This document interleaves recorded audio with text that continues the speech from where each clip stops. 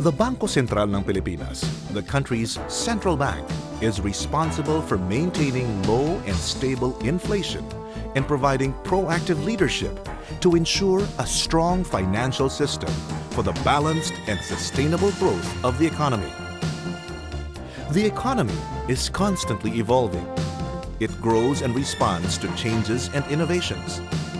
The BSP provides a solid anchor for the economy while meeting the challenges of the times. The bank prioritizes the stability and well-being of the economy, but it is also dynamic. The work of the BSP centers on three main areas or pillars. The three pillars of central banking are: first, price stability; second, financial stability; and third, an efficient payments and settlement system. Let us take a closer look at the second pillar of central banking: financial stability. Banking is a business founded on public trust. Banks are uniquely allowed to take deposits from the general public. They then transform these into loans and other financial assets that fuel the requirements of the economy.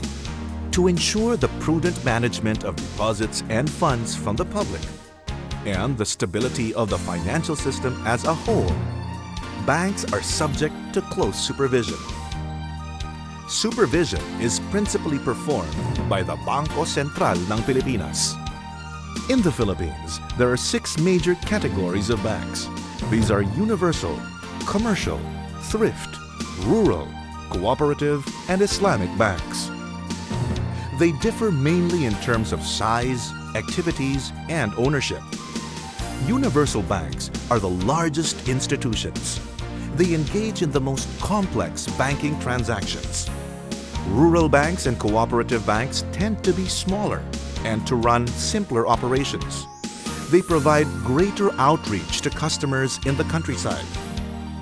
Some thrift and rural banks are also designated as microfinance-oriented banks. These focus on the entrepreneurial poor as key customers. The Al-Amana Islamic Bank of the Philippines, which was created by a special law, is the only Islamic bank at present. The BSP supervises banks, quasi-banks, and their subsidiaries, as well as affiliates, by ensuring compliance with prudential rules and regulations. This assures the conduct of business in a safe and sound manner.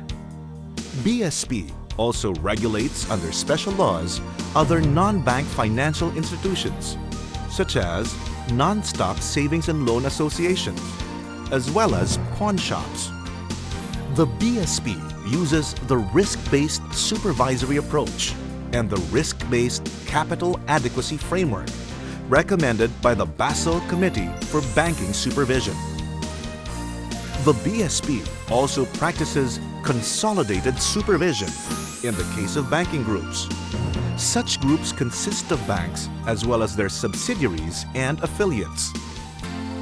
For greater financial transparency and comparability of financial statements, the BSP also requires banks to adopt the Philippine Financial Reporting Standards. These are based on international accounting and financial reporting standards. Serving as a key regulator in the financial system is a demanding and complex task. The challenge intensifies as a result of rapid technological innovations and increasing globalization. The Bangko Sentral ng Pilipinas is determined to meet these demands head-on as part of its unwavering commitment to maintaining financial stability and development. Now you've learned about the second pillar of central banking.